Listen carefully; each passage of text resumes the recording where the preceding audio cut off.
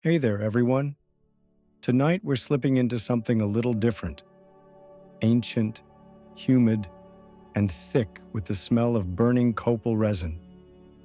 You're deep in the Maya lowlands, and the sun has just dipped behind the treetops like a flaming tortilla, sliding off the edge of the world. You've climbed halfway up a pyramid that isn't in the guidebooks and found a group of astronomer priests staring upward at absolutely nothing.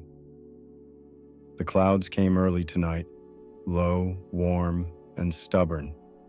They've blanketed the sky like a wet wool mat. No stars, no moon. Just a soft, featureless dome that makes you feel like you're sitting inside a giant clay pot. The kind that's just about to boil. And yet, no one leaves. The men in jaguar skin cloaks and shell earplugs don't mutter in frustration or throw up their hands.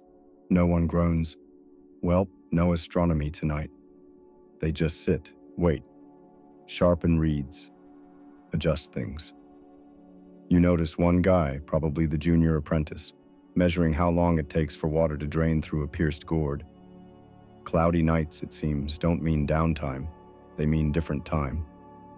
So before you get too cozy, take a second to like and subscribe. Only if this kind of calm storytelling is your thing. And hey, drop your city and local time in the comments. I love seeing how far this sleepy little history crew stretches. All right? Time to dim the lights, settle in, and if you like, let a fan hum gently in the background.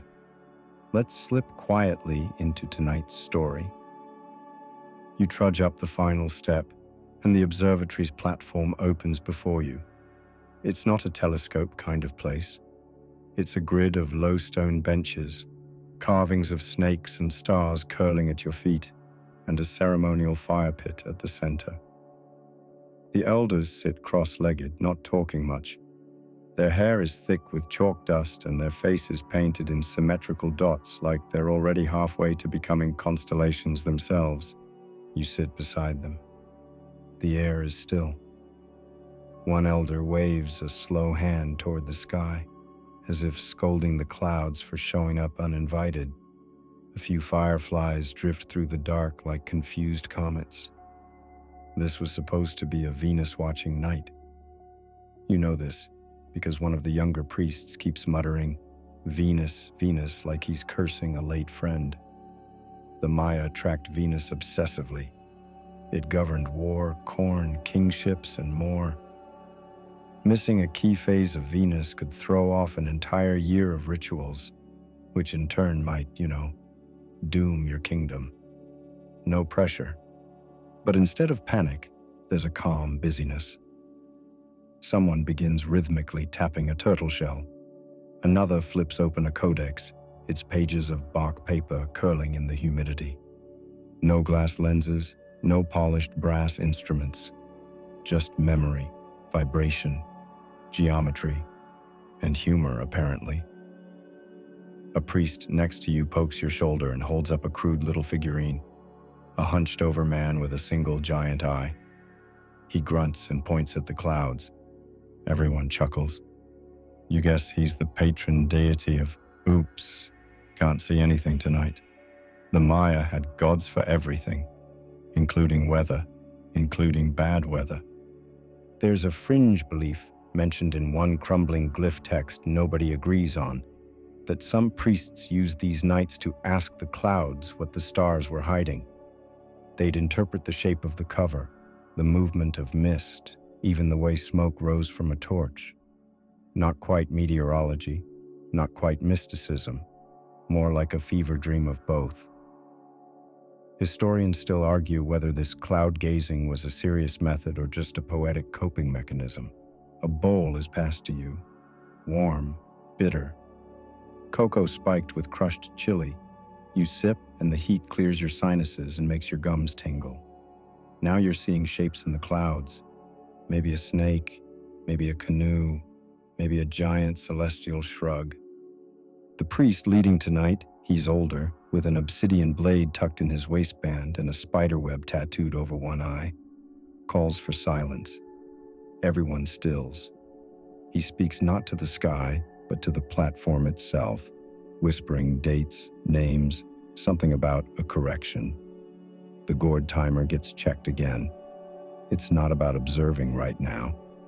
It's about keeping the beat until the stars come back. A celestial metronome. There's a mainstream theory that Maya astronomers used cloudy nights to check and adjust long-count calendar intervals. Instead of watching the stars directly, they'd measure gaps, counting how long they'd been invisible, syncing that absence with known cycles. Think of it like trying to keep dancing to a song that's momentarily been muted. You don't stop. You just feel for the rhythm. That idea sounds nice until you realize how sweaty and bug-bitten you are. You shift, and the stone under your legs is warm, still radiating the day's heat. Someone hands you a little fan woven from palm fronds. The kindness is quiet, but constant here. So is the sense that even when the sky closes, the universe isn't gone. It's just playing hard to get. You start to understand the trick. Cloudy nights weren't breaks from the stars. They were puzzles, tests, maybe even opportunities. After all, when everything's visible, it's easy to believe. But when the sky goes blank and you keep believing anyway, that's when you become an astronomer. The clouds pulse, maybe lightning somewhere far off. The old priest nods to the east, murmurs something about a wind change. He looks satisfied somehow. And you, sitting in this prehistoric observatory with cocoa in your belly and sweat on your brow, begin to feel it too. The sky isn't empty, it's just unreadable for now. The clouds aren't going anywhere. They stretch across the night like a heavy woolen blanket, thick, warm, and frustratingly opaque. But no one seems surprised. You shift where you sit, the stone under you damp now with condensation. A priest nearby leans over and mutters something that probably means she's in one of her moods tonight, and everyone chuckles as if the sky were just another cousin who sometimes doesn't show up for dinner. Without the stars, what do you even watch? You'd think astronomy would screech to a halt. But here in this dense and drippy jungle night, it simply shifts. You're guided to a different platform, not higher, not special, just offset. The stones are marked with strange grid lines, some straight, some diagonal, and each corner has a little notch where torches are inserted. These are not for light. These are, you're told, for shape. The flames flicker against the thick fog and cast odd geometries across the stonework. You can't see the stars, but you can see the movement of light and shadow, and that apparently is the point. One apprentice, barely more than a kid, walks a set of fixed paths while the rest of the group watches the way his shadow warps. He's called the Moon Runner, even though tonight there is no moon. You ask what he's doing, and a priest replies, following what isn't there. Totally normal. Turns out, cloudy nights were prime time for a different kind of skywatching, one that didn't rely on seeing at all. Instead, the Maya observed through inference. By listening to wind patterns, observing the pulse of frog calls, or gauging how light moved when it wasn't coming from the heavens at all. Think of it like sonar, but for prophecy. A mainstream historical theory says Mayan astronomers used resonance techniques, drumming or chanting in specific structures, to simulate the sound behavior of open skies. A clear night reflects one tone, a cloudy one reflects another. It's not the kind of science you'll find in physics class, but it's a science built on knowing your environment so intimately that even silence becomes data. You lean against a stone pillar. It hums slightly when someone chants nearby, like a tuning fork. The air is wet, and the humidity makes every sound feel slow and heavy. This, it seems, is the whole point. Cloudy nights weren't just inconvenient, they were invitations to listen harder. One priest places a shell to his ear, not for ocean sounds, but to magnify the air. He listens, eyes closed. Then he smiles. You're starting to get it. There's a fringe tidbit passed around among the younger initiates. They whisper that the truly gifted astronomers, usually the very old, very quiet ones, could hear the shape of a missing star. They'd know from the texture of the wind and the way certain bugs stopped chirping when Jupiter had risen behind the clouds. He hears Jupiter was apparently a compliment. Historians still argue whether any of this was performative, just ritual theatrics to comfort people when the sky wouldn't cooperate. But watching it happen, you start to wonder if maybe they weren't pretending. Maybe we're just bad listeners. A hush falls over the group as one of the eldest, nearly blind, begins to speak. He describes the sky, not as it is, but as it should be. Each star in order, each path in motion. He does this not from memory alone, but from rhythm. As he speaks, you realize he's syncing the invisible sky to the beat of the torches, the pulse of the frogs, the pattern of your own breathing.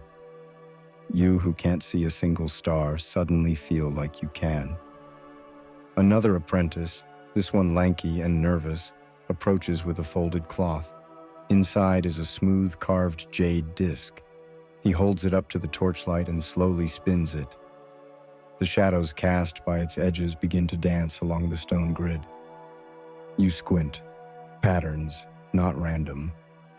This is, apparently, how they test the sky's silence. It's strangely beautiful, and very much not the kind of thing your average stargazer imagines when thinking about ancient astronomy. No eyepieces, no lenses, no Hubble moment, just rotating jade and flickering fire and a whole lot of very sweaty people pretending the clouds are only a minor inconvenience. You sit back, you're getting drowsy. You're starting to think maybe cloudy nights weren't obstacles at all. They were challenges, disguised lessons. Cosmic trust falls. One priest murmurs, "Stars don't go away. They just get shy." You don't know whether he's joking, but it sounds about right. So you stay quiet, and you watch what isn't there. And somehow, you still feel like you're learning something. You're handed something odd. It's not an instrument. It's not a scroll. It's a bunch of chords, thick, twisted, frayed in places, and dotted with little knots. You blink, unsure. Is this a belt, a trap, some kind of ceremonial spaghetti? Calendar, the apprentice says. Like that explains everything. You look again. The chords are dyed in rich earth tones, reds, browns, even hints of jade green, and knotted in precise clusters. Each knot feels intentional, and the spacing between them follows a rhythm. It's not random, it's code. The Maya, like other ancient civilizations, had multiple overlapping calendars. The two big ones are the Tzolk'in, a 260-day sacred cycle, and the Hab, a 365-day solar year. And then, of course, there's the long count, which tracks big-picture cosmic time. You try to ask which one this chord system tracks, and the apprentice just says, yes. Great. Turns out, on cloudy nights when the sky offers nothing to go on, these knotted chords become the backup plan, not just for record-keeping, but for feeling time. You're told to run your fingers along the knots while reciting the day names in rhythm. There are 20 names, 13 numbers. They combine in endless loops. It's like chanting the alphabet backwards while braiding a rug. Meditative, hypnotic, and confusing. But after a few rounds, something clicks. The chords become a map, a metronome, a soft, physical reminder that time doesn't need light to move forward. It just does, whether you see it or not. One priest tells you that the calendar is like a river, and the stars are just the reflections on the water. Even when the sky disappears, he says, the river flows. You keep fingering the knots. It feels like prayer, but also like math. Every set of knots you pass marks a passage. Days, months, rituals. Occasionally, you hit a thicker cord, tied with small jade rings. These are correction points, meant to sync up the human calendar with the behavior of the actual, sometimes unpredictable sky. You wonder how many of these corrections were guessed under cloudy conditions. Probably more than they'd admit. There's a fringe belief that some Mayan astronomers didn't actually like clear skies all that much. Too easy, too obvious. They believed that cloudy nights were a way to test the community's faith in the long rhythm of time rather than its flashier visual markers. It was the same logic as tying knots. Trust the pattern, not the moment. One younger acolyte shows you a small slab covered in dot and bar carvings. It's a date, but no one agrees which one. Could be a solar eclipse, someone says. Could be a king's birthday. Or a comet, says another. Or a funeral. Historians still argue whether Mayan date glyphs were always literal, or if sometimes they just represented vibes. Like saying, something big happened here, without committing to specifics. When in doubt, not a chord. Check the pattern later. As the sky continues to brood silently above, you're ushered toward a new task. Reconciliation. That is, comparing the current date, by chord and chant, with previous astronomical records. They bring out a bark paper codex, edges curled like dried leaves, and point to a sequence of symbols that roughly translates to when the sky went missing for 5 nights. Apparently, it's happened before. You help mark tonight's cloudy sky as part of the cycle. Not a failure, not a blank, just a known interruption. Someone beside you mutters that Venus is due in 3 days. If it doesn't show up then, a correction chord might need to be added. And once chords change, so does everything. Planting dates, rituals, sacrifices, you quietly hope they're joking, even haircut schedules. Yes, the Maya may have had astronomy-linked barber appointments. A surprising number of things in this world once depended on Venus being on time. A few elders argue softly about which correction protocol to use. One says it's the 4th turtle method. Another insists it's sky owl logic. A third rolls his eyes and just says, we're all going to end up on the wrong baktun anyway. You don't know what a baktun is, but you're suddenly very aware of how fragile all this is. No satellites, no backups, just chords, knots, and belief. You coil your cord bundle carefully and hand it back. The apprentice who gave it to you nods like you've passed a test. Maybe you have. The stars are still hiding, but the calendar keeps moving forward. And you, with your fingers stained by dye and your brain half tangled in sacred arithmetic, are starting to move with it. You smell the resin before you see it. Thick, spicy, ancient. It wafts through the humid air, curling around your nose with a warmth that sticks in the back of your throat like incense mixed with pine sap. Then you spot it. The fire pit in the center of the platform, now roaring softly under a dome of flickering orange and blue. This is what they do when stars refuse to show up. The astronomers, and yes, they're still astronomers, even without a single celestial body visible, gather around the flames. A boy feeds crushed copal resin onto the embers, and smoke billows upward in lazy spirals. The cloud cover reflects the glow back downward, turning the whole observatory into a warm-lit cave. It feels like being inside the chest of a sleeping animal. You sit cross-legged like the others. One of them, painted in black stripes and red ochre, tosses a bundle of herbs into the fire. They crackle. The flames leap. Everyone leans forward. Fire here is not just heat or light, it's a mirror, and tonight it's a stand-in for the missing stars. A priest with missing teeth begins to chant. The words blend rhythm and rhyme, but the melody is flat, almost monotone. You're told it's meant to imitate the voice of the wind. Not the wind in the trees, but the wind between worlds. Of course. Totally normal. They call it sky echoing, a divinatory practice for nights when real echoes can't bounce off visible heavens. The fire dances in time with the chant, or maybe your sleepy mind just wants it to. Either way, it's mesmerizing. The old man pulls a long bark-wrapped stick from a ceremonial pouch. He dips it into a bowl of thick, shiny liquid, probably more resin, and holds it over the fire. A bead forms at the tip, drips down, hits the flames with a hiss. As it vaporizes, a younger priest leans in and studies the shape the smoke takes. This, apparently, is your cloudy night telescope.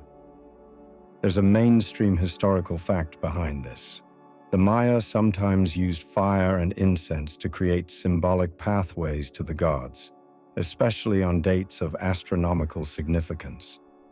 These vision serpents, as they're called in some carvings, often appear to emerge from the foreheads of rulers or priests, trails of smoke connecting them to the stars. On clear nights, it was metaphor. On cloudy nights, it was method. You watch as the smoke curls, splits, and reforms into what looks like a double-headed serpent. A murmur goes around the circle. Someone marks something down with a sharp flake of obsidian on a palm leaf. Apparently that means something. You glance upward. Still no stars. Just the fire and the reflections in everyone's eyes. A fringe tidbit comes to mind. Something whispered to you earlier by a grinning apprentice. On particularly thick cloud nights, if a priest could summon the outline of a familiar star pattern in the fire's smoke 3 times, they were said to have burned the sky. It didn't mean literal combustion, though that would be impressive. It meant they'd brought the night's purpose into focus through flame. Only a few ever did it. Most just got coughs. The priest across from you suddenly throws a handful of something bright into the fire. Crushed shell, bone. Whatever it is, it flashes green. The smoke now turns slightly acrid, and the group sways gently. You don't know whether it's part of the ritual or if everyone's just mildly dizzy. Either way, you're along for the ride. Historians still argue whether these fire rituals were intended as direct astronomical replacements or if they were more like spiritual backups, like scribbling down your dream when the alarm goes off. Some say the flames were a mnemonic device. Others insist the Maya believed the gods themselves spoke through the heat. And a few suggest it was just something to do when the sky ghosted them. You lean back, the warmth of the fire licking at your shins. The resin smoke is thicker now, and a priest walks in slow circles, trailing a pot of smoldering ash that leaves curling patterns in the air. You find yourself blinking slower, breathing deeper. Everything seems to flicker at once. Then a shape, just for a moment. In the smoke, above the fire, you swear you see the glyph for Venus. Simple, elegant, unmistakable. Maybe someone shaped it. Maybe it's coincidence. Or maybe your brain, desperate for a celestial fix, is playing games. Still, you feel a shiver, a quiet recognition, a fire-lit affirmation that even without stars, the story continues. And that's the real lesson. On cloudy nights, the Maya didn't wait passively. They performed astronomy, through memory, through symbols, through smoke. They lit stars in their own way, one spark at a time. You glance around. The priests are whispering again. A few are laughing softly, not at you, at the night, at its stubbornness, at its refusal to cooperate. There's something weirdly comforting about that. The sky may be blank, but the ritual is full. Eventually, the fire dies down to coals. One priest stamps it out with a thick pad of woven grass. The smoke lingers, trailing upward like a tired sigh. You smell like ash and sap. Your eyes sting a little, but your chest feels warm. Not from heat, but from understanding. Stars or no stars, you're still watching the sky. The fire has died down to smoldering orange coils, and the smoke has begun to settle low, like a lazy spirit curling around your ankles. You think it's time for rest, but instead, someone taps your shoulder and beckons. You're led down a narrow stone staircase carved into the pyramid itself, the walls slick with moisture and traced with faded glyphs. It smells like wet limestone and dried herbs. A torch crackles ahead of you. The air grows cooler. And then, the room opens up, a hidden chamber tucked beneath the observatory cloaked in stillness. It isn't much bigger than a two-car garage, but to the Maya, this is their celestial archive, the temple library. And tonight, this is where they store the stars. Laid across a long stone table are codices, folded books made of bark paper, blackened with time and humidity. They're painted with vibrant inks, reds, blues, yellows, that haven't faded because no sunlight has ever touched them. You watch as one is unfolded carefully, reverently, like someone opening an ancient accordion of secrets. Each page teems with intricate glyphs and stylized figures, gods with insect eyes, serpents bursting from mouths, geometric shapes you're told represent the sky's behavior. The stars may be hidden tonight, but in here they've been preserved like pressed flowers. You're handed one of the codices. It's surprisingly light. The texture is strange, brittle but flexible, like old leather that still remembers the tree it came from. The page in front of you depicts a circular pattern of dots surrounded by animal figures. You try to ask what it means, but the priest simply says, time. Of course, there's a mainstream scholarly consensus that these codices were used not just to record the stars, but to simulate them.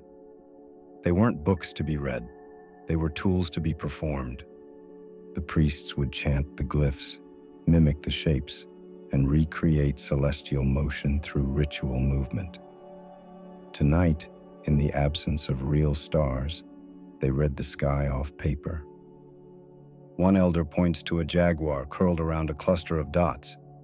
He says something about sky teeth, and you realize it's a record of an eclipse, a moment when the heavens were literally bitten. They knew about those, predicted them, tracked them for centuries without a telescope in sight. Another page shows a long, spindly figure with elongated arms stretching between multiple circles. This, they explain, is a representation of a Katun, a 20-year cycle. The figure isn't a god. It's time personified, trying to hold everything together. You're not sure if it's beautiful or terrifying. Probably both. You flip another page and find a glyph that looks like a spiral with legs. The apprentice beside you grins. That's the drunk comet, he says. Only shows up once every lifetime. Comes in sideways. There's a fringe theory, half serious, half winked at, that the Maya sometimes encoded celestial oddities in the form of jokes. A wobbly comet, a star that forgets to rise. These weren't scientific errors. They were character traits. Little cosmic gremlins given their due space in the eternal record. Scholars still argue whether this anthropomorphism was reverence or satire. You're shown how to read the codex backwards, not out of superstition, but because the cycles sometimes fold that way. What happened in year 4 might correspond to a pattern in year 13. They call it sky weaving. You try to follow it, but it's like being handed a crossword puzzle with no clues and 5 extra dimensions. And yet, the priests move through it effortlessly. One of them presses a small stone disc into your palm. It's etched with concentric circles and faint ridges. You're told it's a sky drum, not for sound, but for touch. Read with your fingers, he says.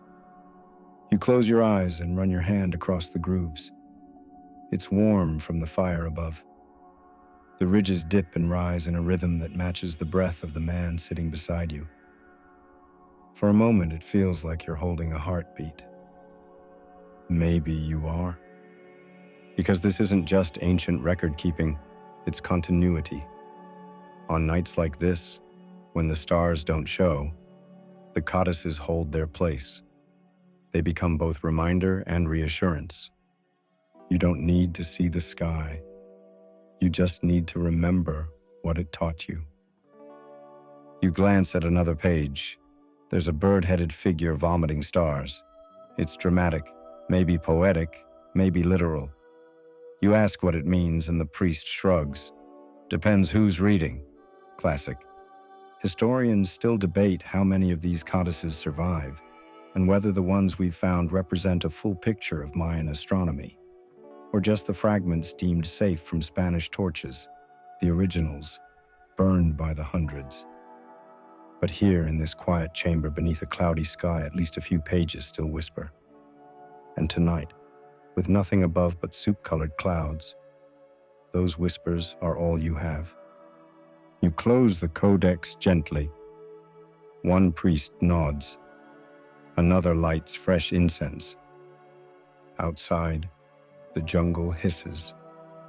Inside, the stars are waiting, folded, inked, alive. You're led back up the stairs, the air warmer now, pulsing with the muffled rhythms of insects and a low, persistent drumbeat from somewhere deeper in the complex. The sky hasn't changed. Still cloudy, still stubborn. But the energy has shifted. The fire rituals are done, the codices closed, and now it's time for something stranger. Watching shadows cast by things that shouldn't be casting shadows. One of the priests tosses you a torch. It's heavy, wrapped in twine and scented with something sharp and citrusy. You light it, and for a moment you're just holding a stick with fire on top like some sort of confused jungle hiker. But then you notice where everyone is standing, around an empty courtyard, at exact positions, carefully spaced like hours on a sundial. Except there's no sun, just torches. This is a shadow game, and it's one of their oldest. You take your place and watch as the others begin to move, slowly at first. They step forward, backward, rotating their torches just slightly. The shadows they cast lengthen, shorten, cross. Someone traces a line on the stone floor where your shadow lands. Another mutters a number. Then they nod. Apparently, that was good. You have no idea what just happened. A mainstream fact. The Maya built entire observatories to track light and shadow. El Caracol in Chichen Itza had windows positioned to capture sunlight at key celestial events, solstices, equinoxes, Venus risings. But when sunlight wasn't available, they didn't just give up. They improvised with torches, moonlight, even reflected firelight on polished obsidian. The point wasn't the light itself, it was the pattern. And tonight, those patterns are being faked and still taken seriously. You're instructed to hold your torch low, now high, now spin. Your shadow moves like a confused dancer, flopping across the courtyard walls. But the priests are watching carefully, even measuring the wobble. There's a stone circle carved into the ground. You're told this is the test ring, where simulated light conditions recreate solstice alignments. That might sound impossible until you see it happen. One priest adjusts his torch's angle, and suddenly, his shadow passes right through a carved snakehead at the ring's edge. Everyone claps softly. He just called the equinox. You're asked to try. You miss, badly. Your shadow lands somewhere near the snake's tail, which earns you a sympathetic smile and a pat on the back. The stars may be absent, but the camaraderie is full. A fringe tidbit you overhear. On nights like these, apprentices sometimes practiced shadow mimicry, learning to imitate known celestial events using nothing but torches and instinct. A well-trained eye could mimic a lunar eclipse with 3 people and a reflective plate. It wasn't just play. It was a ritual reenactment, cosmic LARPing, sanctioned by the priesthood. You try again. This time, your shadow's head passes just near the circle, close enough that someone raises an eyebrow. You feel absurdly proud. Shadow work, it turns out, is harder than it looks. Historians still argue whether this kind of manufactured astronomy was used for real calculations or if it served as a form of ritual pedagogy, training the next generation through embodied learning. But here, no one's treating it like a game. Every angle, every flicker, every wobble of light is being tracked. Then the game changes. A boy, maybe 10 years old, steps into the center. He holds no torch. Everyone else circles him. The shadows converge. His face disappears under the layered silhouettes of flames, flickering like a dozen night skies rippling across him. He begins to chant, not in words you know, but in numbers. He recites a sequence of what sound like dates, then pauses. And again. Each time he stops, a priest shifts their torch, creating a different light shape. The courtyard becomes a giant calculator powered by kids and kerosene. It's all choreographed, beautiful, and weird. Another priest shows you a carved plate. It's covered in radiating lines like spokes on a wheel, with tiny notches at intervals. He spins it slowly beside a torch, watching where the cast shadow lands on the notches. "This is how we remember," he says. "No stars, no problem. Just create your own time machine." You wonder what this looks like from above. Maybe the gods are laughing, or maybe they're impressed. Because even when denied their data, the Maya refuse to stop the rhythm. They invent their night sky from shadows.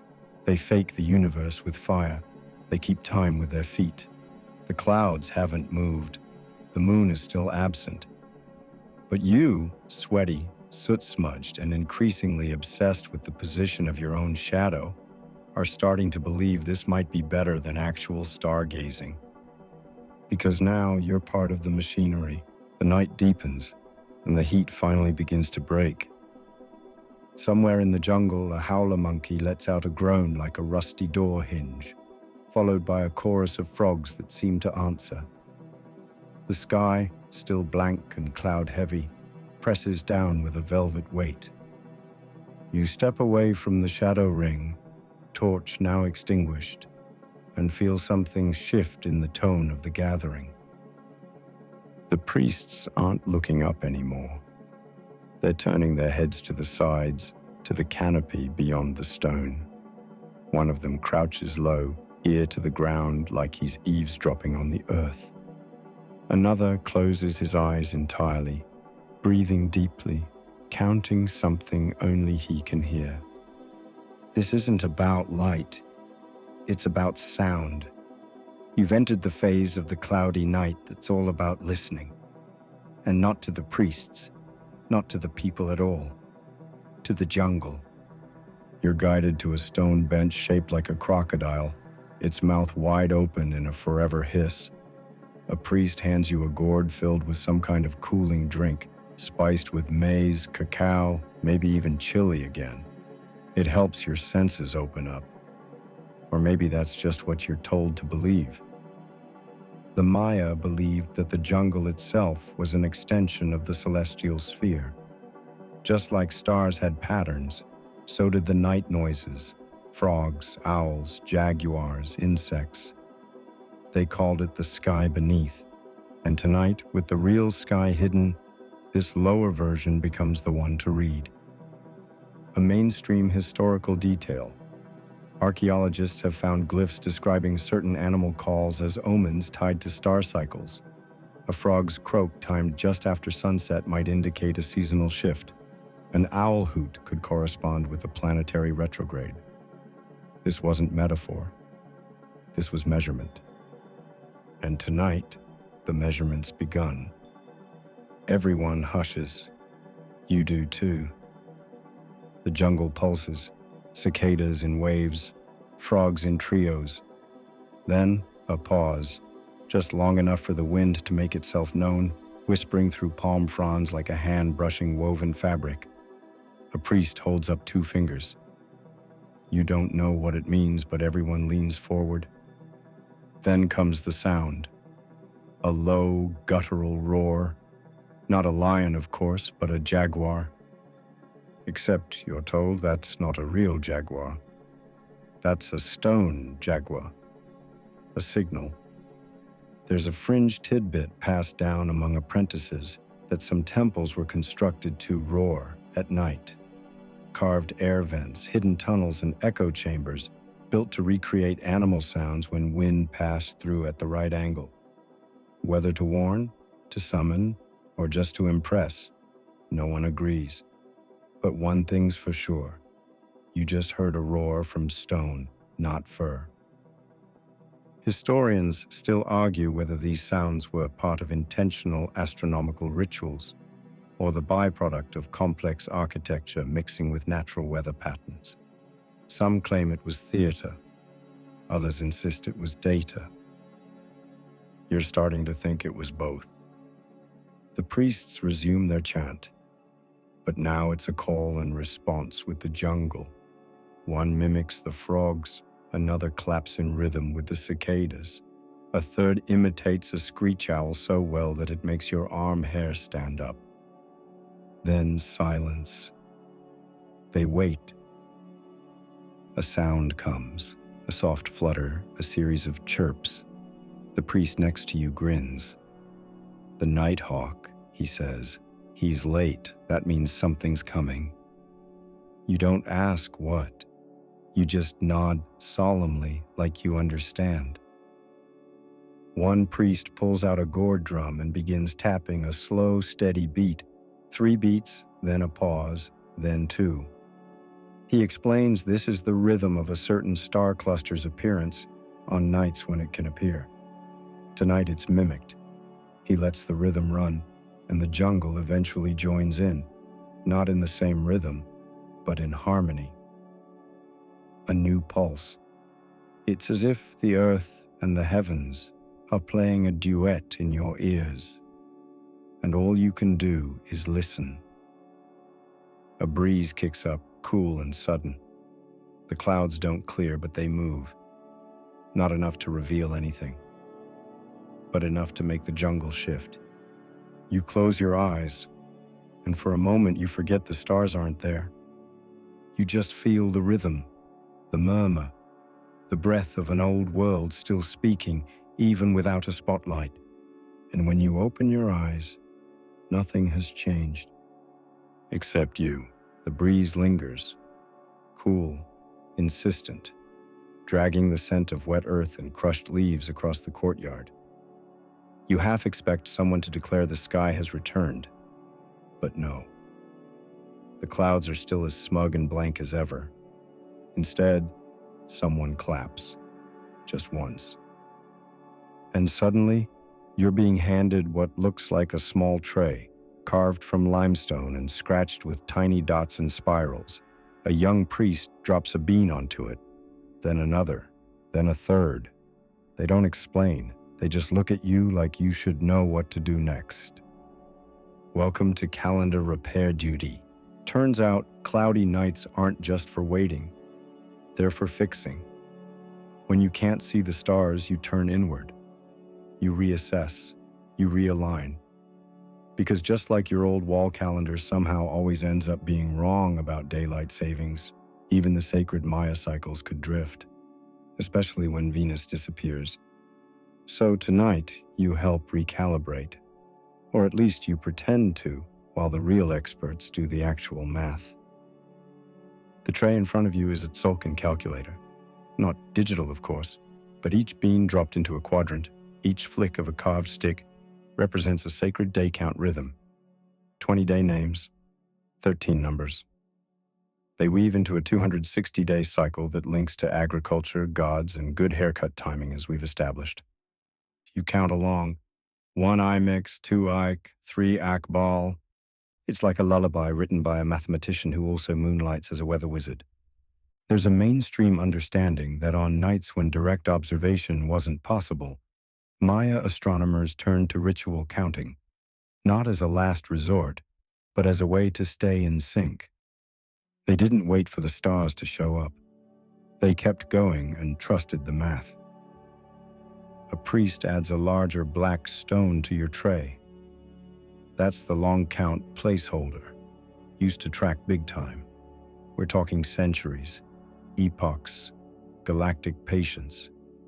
He mutters something about a date being off by 4 days, or maybe 400 years. You're not sure which. A fringe tidbit. Some glyphs suggest that the Maya believed certain time errors could cause minor cosmic imbalances, like a hiccup in the universe. Nothing dramatic, just your crops dying or your king suddenly getting very sick. So naturally, correcting those errors, especially during celestial absences, was a priority. Tonight, they're not just doing math, they're patching the fabric of time. You're invited to move one of the counting beans yourself.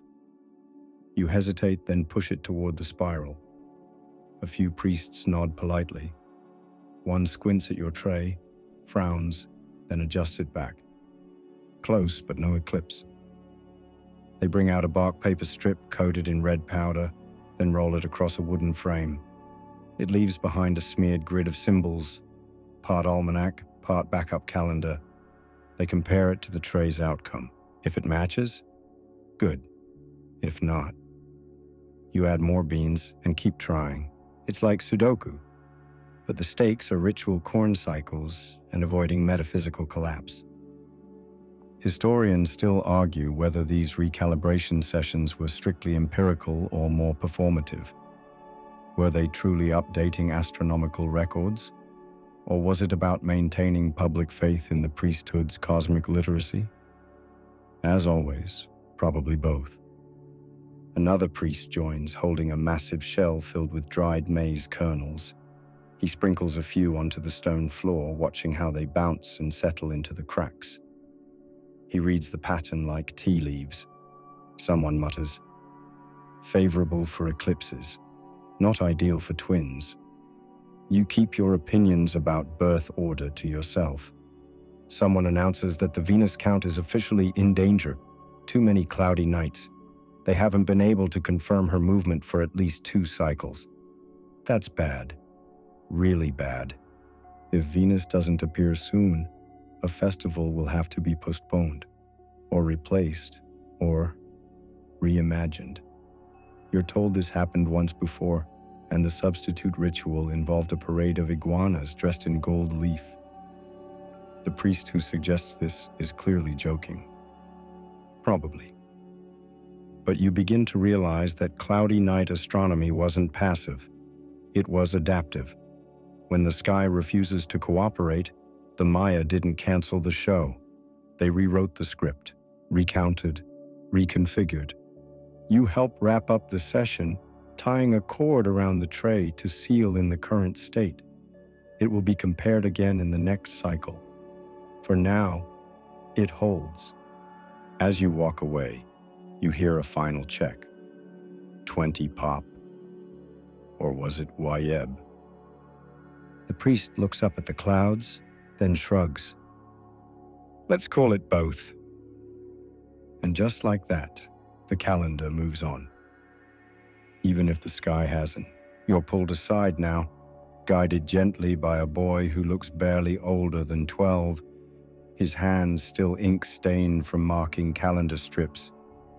He leads you away from the central courtyard toward a quieter, dimmer side hall, a long, low platform lit by soft coals instead of fire.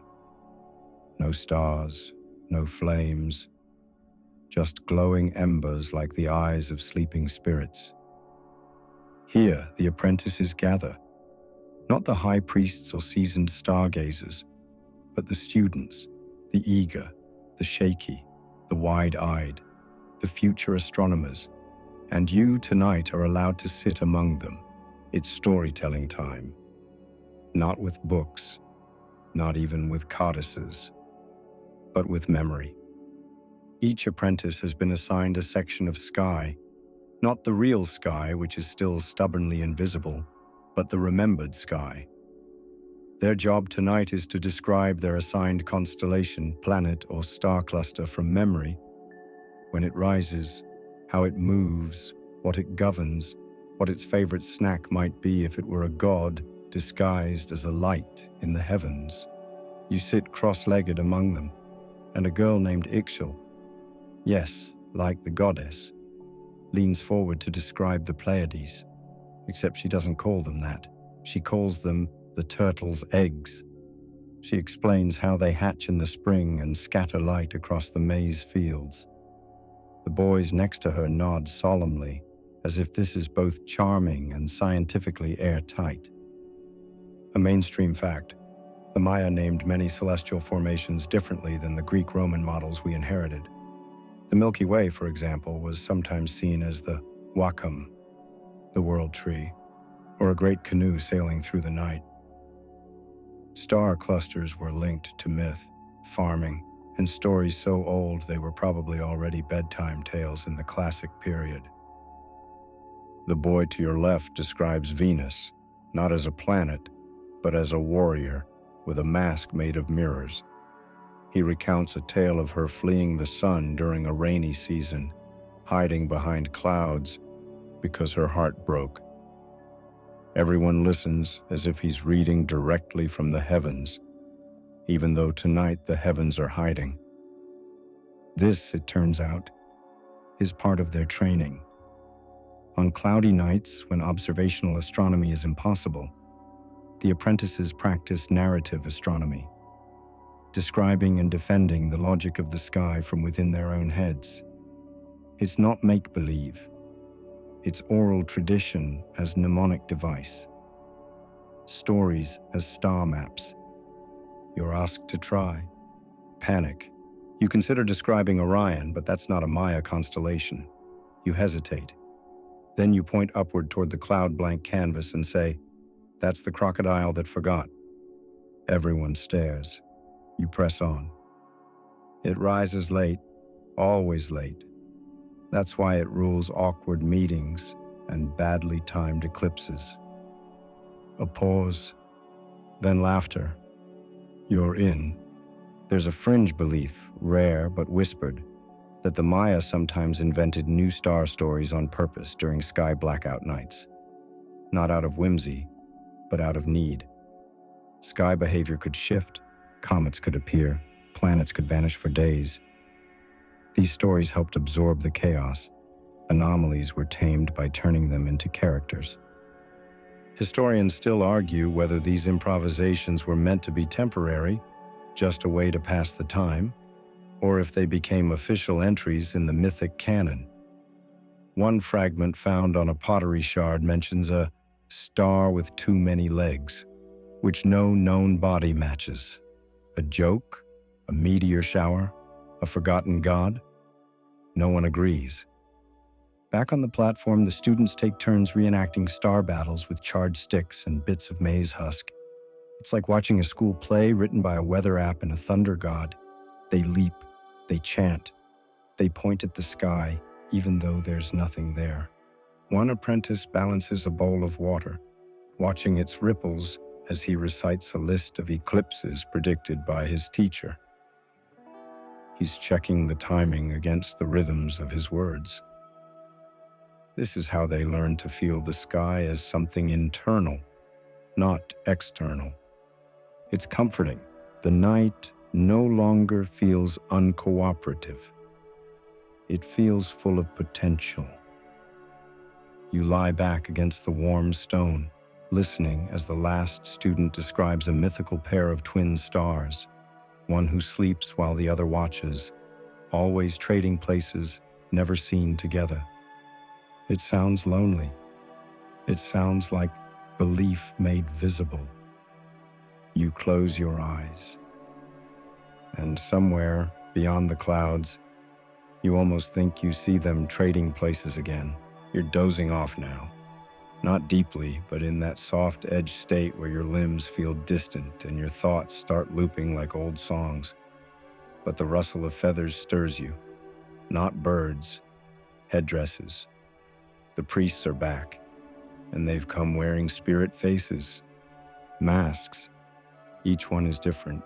Jaguar snarls, skeletal smiles, long-nosed gods with spiral eyes and feathered brows. Some have shells for ears. One seems to have tiny mirrors set where the eyes should be, reflecting the flicker of torches with a glint that makes you look away. Time for weather watching, but not the kind with barometers and umbrellas. This is spirit weather. You're beckoned toward a low altar where gourds are placed in a circle.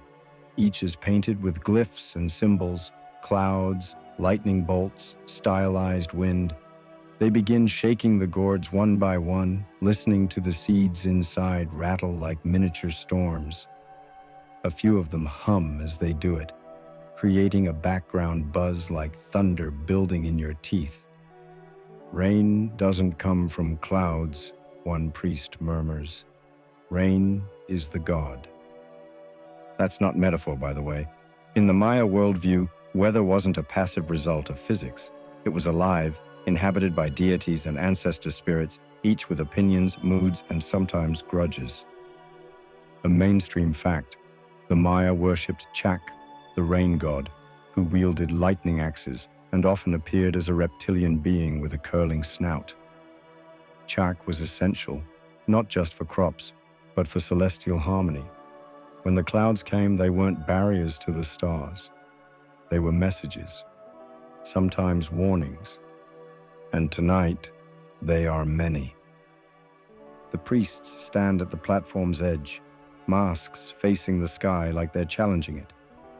One holds up a wide conch shell, raises it to his lips, and blows. The sound is low and trembling, like the beginning of a flood. A second priest scatters powdered dye into the wind, creating a brief red mist that vanishes into the night. You're told this is how they check the spirit index of the atmosphere. Totally reasonable. A fringe tidbit, half remembered from a glyph wall you passed earlier, suggests that on certain nights, clouds weren't just tolerated, they were invited. Some rituals required their presence, especially when dealing with Chak or his less predictable cousin, Balon Tsakab, a kind of chaos weather spirit. One stela even implies that the act of summoning clouds was itself considered a divine achievement. Historians still argue whether these cloud rituals were reactions to weather or attempts to control it. Were the Maya reading the mood of the heavens or trying to change it? A few fringe scholars even suggest these rituals were timed to celestial events hidden behind the clouds, relying on rhythm and calendar, not visual confirmation. Back at the platform, one priest steps forward and begins the wind dance. It's not what you expect, no graceful arms or floaty fabrics. It's stiff, purposeful. He stomps. He breathes sharply through his nose. His mask is long and bird-like, and every time he spins, feathers catch the air like little weather vanes. Around the edges, the apprentices chant softly, repeating a pattern that translates roughly to, "What is coming has already arrived." The breeze shifts again. You look up. out of habit, still hoping for stars, but the sky remains closed. Still, something about the air has changed. Cooler, drier, charged. You feel goosebumps on your forearms even though you're wrapped in humid jungle heat.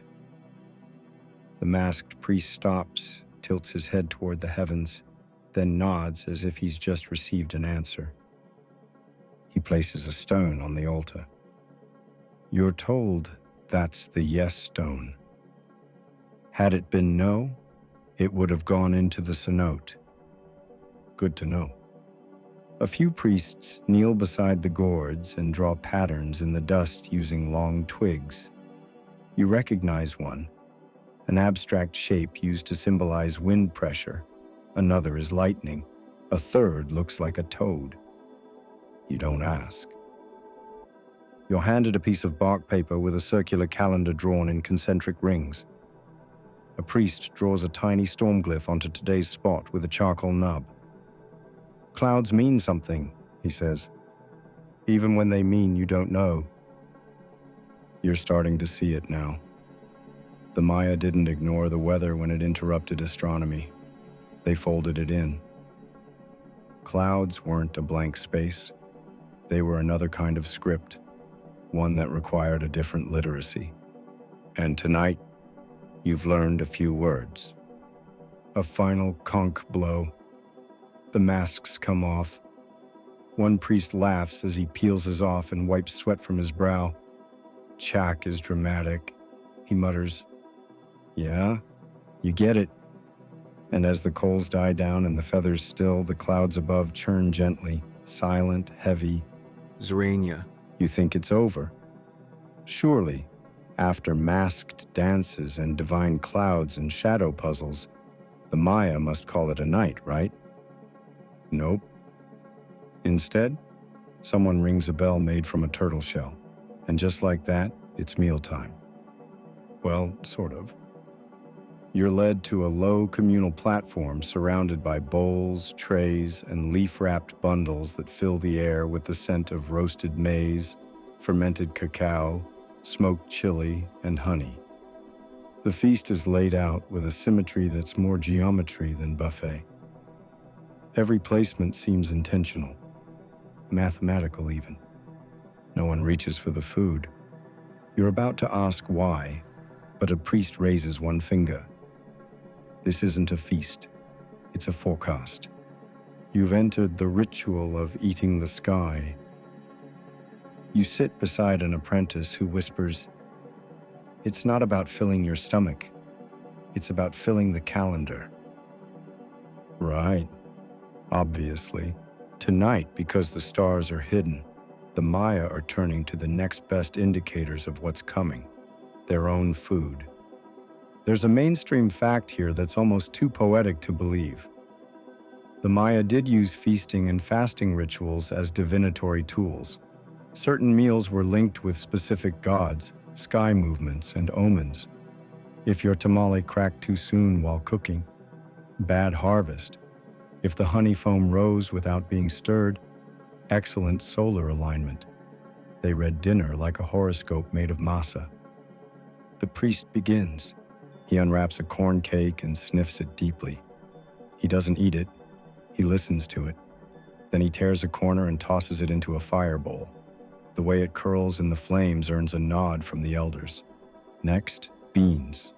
They're presented in 5 small bowls, each representing one of the cardinal directions and the center. One is sprinkled with ash, one with chili flakes, one with nothing at all. That one gets a frown. A fringe tidbit you overhear. When Venus was expected but failed to rise, some communities performed replacement meals where symbolic versions of celestial events were reenacted through food.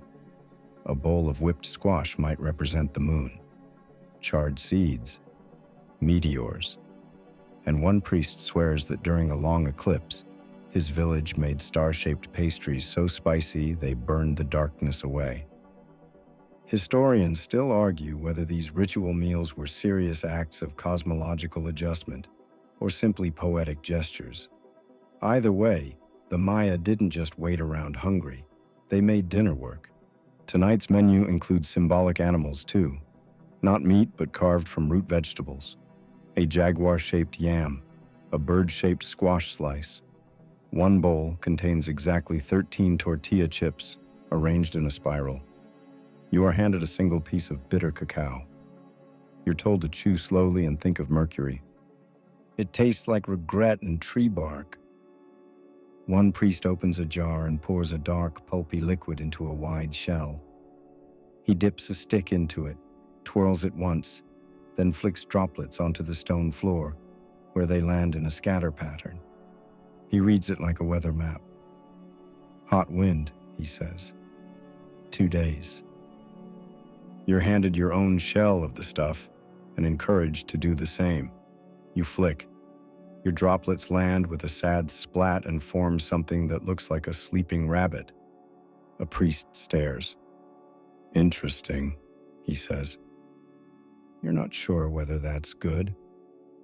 Then comes the fasting part. Once the readings are complete, no one eats. Not yet. They wait, watching the sky, listening. It's not just ceremony. It's a pause to respect the sky's continued silence. Food cannot be fully consumed until the heavens offer a sign. One priest removes a single chili from the communal platter and holds it up like it's a candle. Everyone watches. He closes his eyes, then bites. If he coughs, it's rain. If he cries, it's drought. If he sneezes, well, nobody agrees what that one means. He coughs just once. Rain soon, someone says, satisfied. Another priest tosses a banana leaf into the fire. It sparks. That's considered lucky. You're given a warm tamale at last. You're told to eat only half. You do. It tastes like smoke and lime and something ancient. Someone hands you a small bowl of honey. You dip your finger, taste it, and immediately feel a rush of sweetness, more floral than sugar. It wakes you up a bit. Star honey, says the apprentice beside you, collected only when Venus is bright.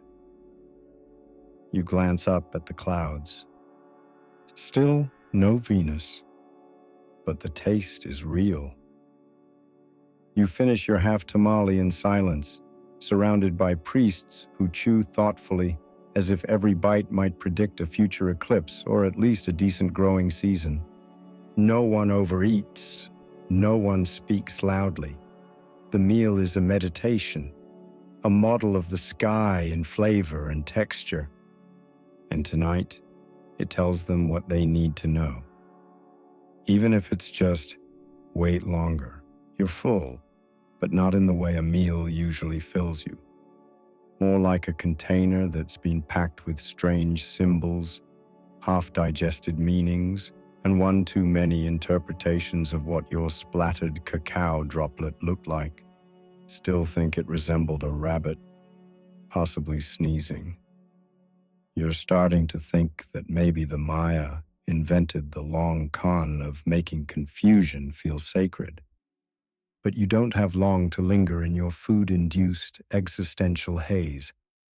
A priest motions for you to follow, leading you into a small antechamber tucked off the main courtyard.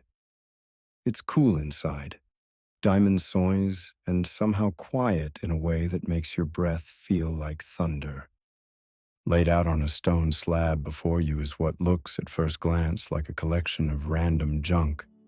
A cracked shell, a smoothed femur, a hunk of jade with a hole bored through it, obsidian flakes, something that might be a shark tooth or might be a very pointy piece of fruit. Welcome to the Astronomers' Toolkit. Forget telescopes and sextants. On cloudy nights, these were the Maya's instruments of insight.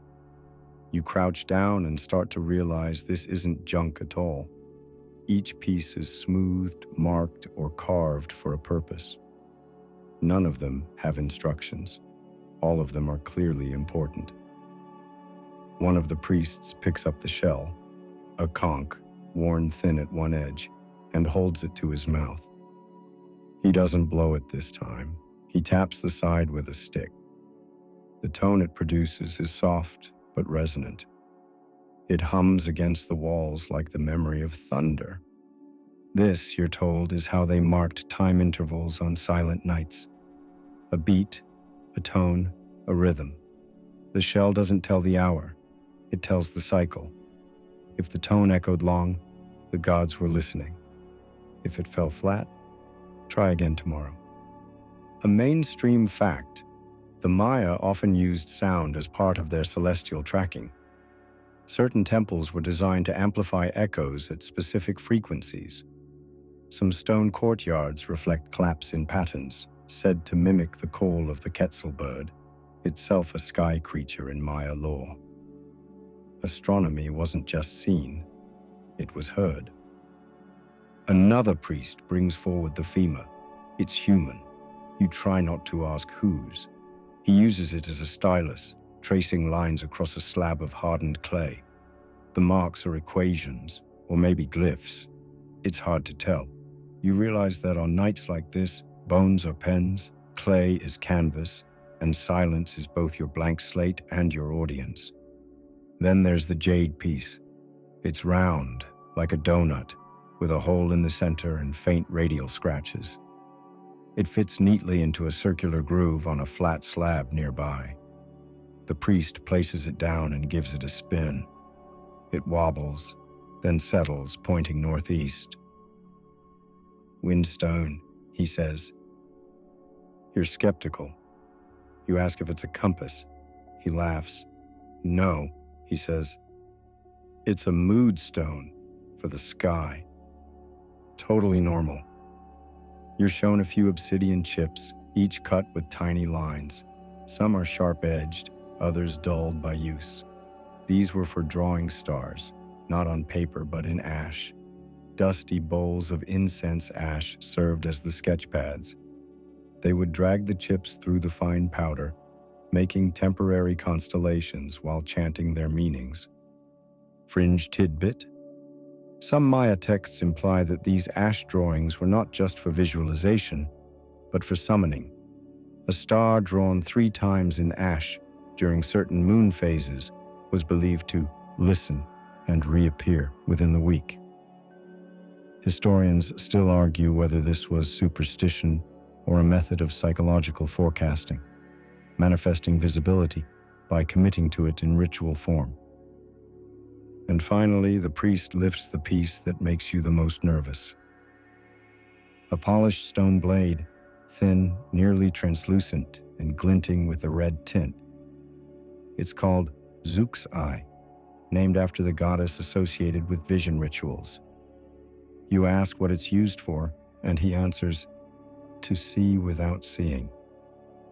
You're not sure if that's philosophy or a very gentle threat. But he doesn't cut anything. Instead, he places the blade flat against his forehead and holds still, eyes closed, breathing slow.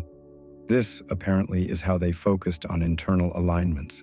When stars were hidden, when tools failed, when predictions collapsed, they pressed cold stone to skin and listened inward. Historians call this liminal astronomy. Not science, not myth. A middle space, a blank, clouded sky as invitation to look inside. You're invited to try. The blade is cool, startlingly so. As you place it to your forehead, you feel an odd stillness settle in your chest. Your breath evens out. You don't see stars.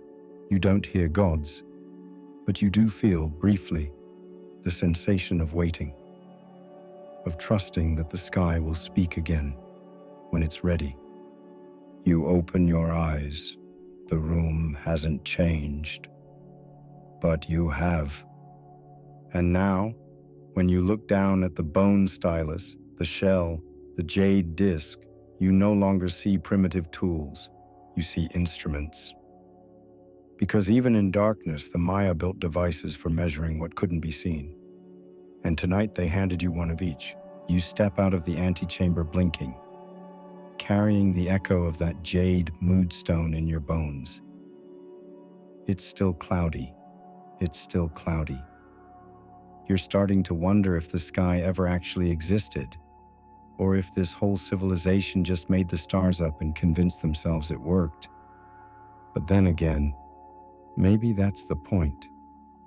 You're brought to a quieter corner of the temple grounds now.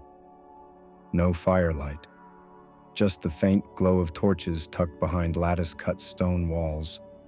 The shadows form shifting shapes on the ground, and you realize you're surrounded by children, not apprentices, not priests, just kids, and they're drawing in the dirt.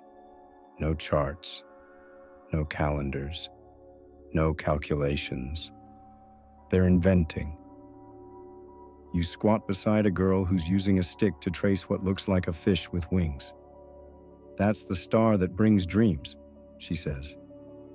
"It only comes when the clouds are thick because it doesn't like to be stared at." You blink. She continues. "Its name is Kukulel. It sleeps most of the year, but tonight it sings." You're witnessing the birth of a myth. Because on cloudy nights when data fails and tradition falters, the Maya don't just go quiet. They story build. They allow themselves, and especially their children, the space to reimagine the cosmos. There's a mainstream theory that the Maya integrated mythology and astronomy more tightly than any other Mesoamerican culture. Many constellations doubled as gods or events from the sacred Popol Vuh. Celestial mechanics weren't just tracked, they were dramatized, reenacted, and sometimes wholly remixed. You watch a boy draw what looks like a giant centipede wrapped around a star. "It eats the sky and makes it grow back," he says. Another whispers, "That one lives under the river. It only climbs up when people forget to look." There's no correction here, no priest stepping in to say, "Actually, that's not canonical." The adults nearby just nod, smile, and quietly take mental notes. Because these cloudy night myths, some of them will stick. There's a fringe tidbit, a curious glyph in the Dresden Codex, one of the few surviving Maya books, that depicts a constellation not seen in any other record. Scholars call it the triple-eyed lizard. No known cluster fits the image. Some say it was a lost asterism. Others say it was invented during a prolonged season of clouds when the stars were invisible for weeks. A placeholder god for a sky that refused to show up. Historians still argue whether cloudy night myth-making was sanctioned or just tolerated. Was it viewed as sacred creativity? Or just child's play to be discarded come sunrise? The evidence leans toward the former. Enough myths became embedded that their cloudy night origins are suspected but never confirmed. You lie back on the cool stone, and one of the children places a small woven mat beneath your head. "You're in the crocodile's mouth now," she says with delight. "It means you have to stay very still or he'll swallow you and make you into a moon." You nod solemnly. That checks out. Around you, the children continue. Some chant, some draw, some just stare upward and pretend, and no one corrects them. Because on nights like this, when the actual stars are absent, what matters isn't accuracy. It's continuity. It's belief in motion. The sky is gone. Fine. Build a new one. An older boy creates a pattern of pebbles in the shape of a snake curling around a tree. He tells you it's the ghost of the Milky Way. She leaves her bones behind when she sleeps. We draw them to remind her where to return. The priest from earlier, yes, the one with the shell drum, passes by and pauses to look at the snake. He doesn't say much, just places one black stone in the snake's mouth and nods. It's the quiet kind of endorsement that means, this is part of the story now. And you realize this is how knowledge lived here, not in books, not in absolute truths, but in a flow of memory and myth, passed on through cloud cover and cocoa and metaphor. sometimes sung, sometimes scratched into dirt, sometimes both. You hear someone whisper, "That one's a new Venus. She's just late." Everyone looks up, just in case. Still cloudy, still beautiful. You're starting to forget what stars look like. The sky has been hidden for so long that you can't remember the color of starlight or the exact way Venus cuts through the blue before sunrise. And judging by the murmurs from the priests, that's becoming a problem, a real one. You're summoned, this time with more urgency than ceremony, to the eastern overlook. It's a high terrace, flanked by two stone serpent heads with obsidian eyes, both turned skyward. A crowd has gathered, not just priests and apprentices, but villagers too. Elders with bone piercings, children with hair bound in twin braids, a few farmers still dusted with maize powder. They're all here to do one thing: look for Venus. And not the poetic kind from children's drawings, the real one. Venus matters. You've learned that by now. The Maya tracked her obsessively, not just her movements, but her absences, especially her absences. Her rise as the morning star, or her fall into the evening. These events triggered wars, ceremonies, predictions. If she missed her cue, that's not just bad luck. That's existential. There's a mainstream consensus that the Venus cycle was a cornerstone of Maya astronomy. They tracked it with a level of precision that rivals modern calculations, measuring its synodic period, roughly 584 days, and aligning events, including royal coronations and sacrifices, with its phases. But this is day 586. Still no Venus. A priest unrolls a codex page with shaking hands. Another clutches the arm of an apprentice who seems to be recalculating on a strip of bark paper, using charcoal and sweat. "Maybe we counted wrong," someone mutters. "Maybe the clouds are hiding her." Maybe. But there's doubt creeping into everyone's posture now. You're handed a polished obsidian shard, flat like a mirror. The idea is to hold it at the correct angle and watch for Venus's reflection as the sky lightens.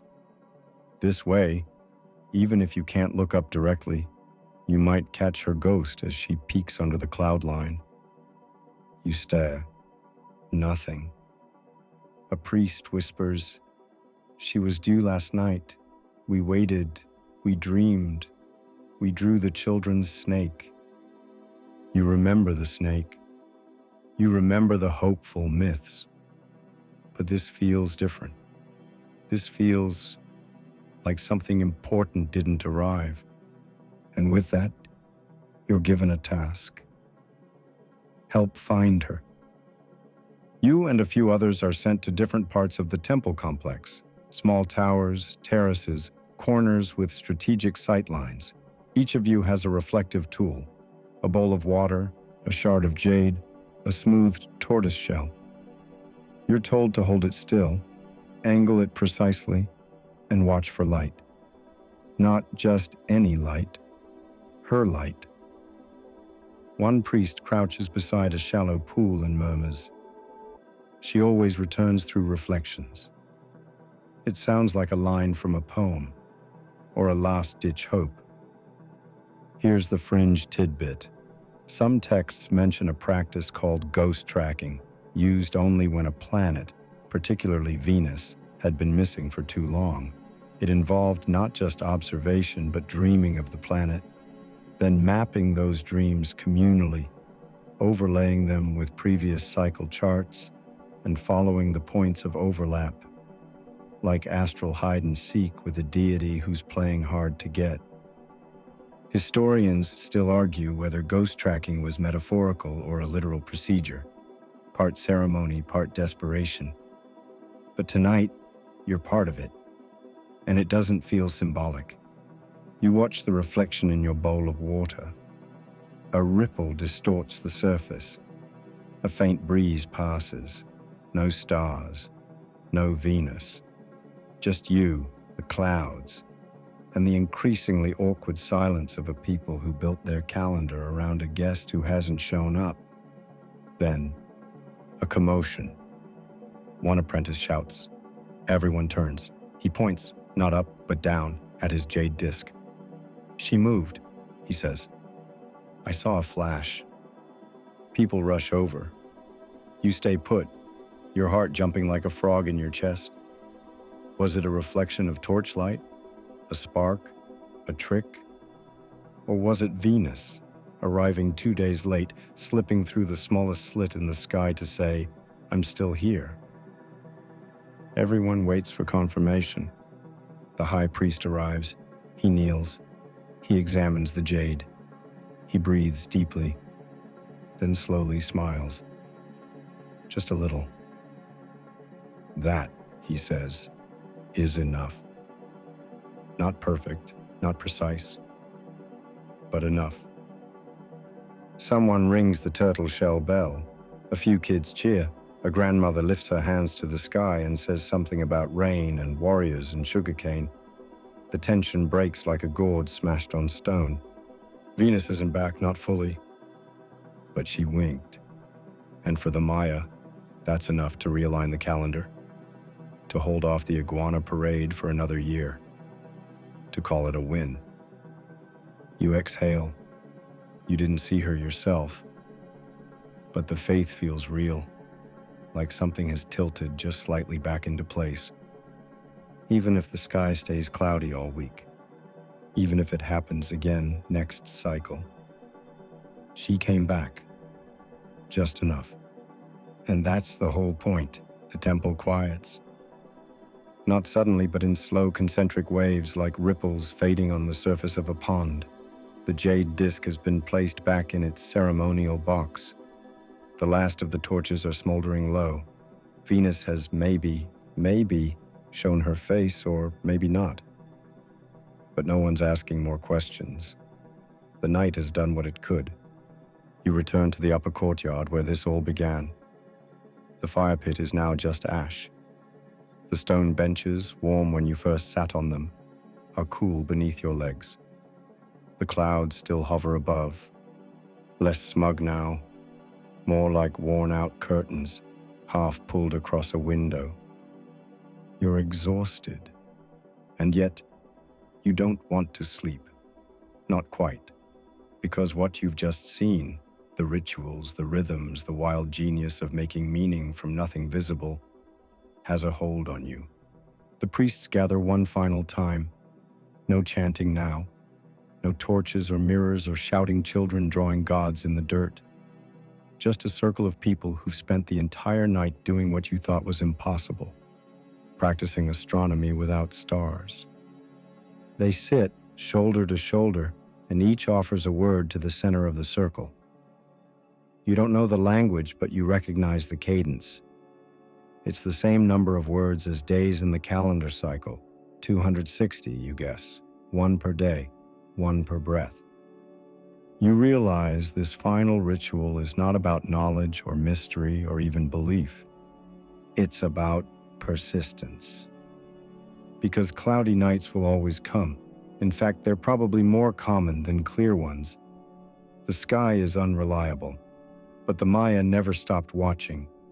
Even when they couldn't see, they listened. They tasted. They counted beans.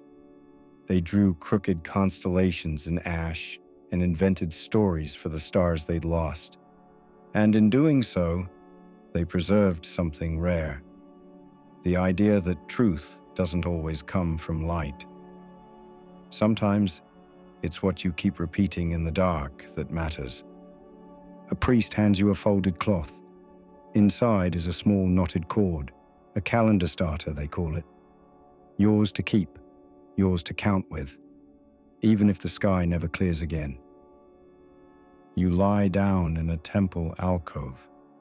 Just stone beneath you, warm breath in your chest, and the distant rustle of the jungle threading through the silence.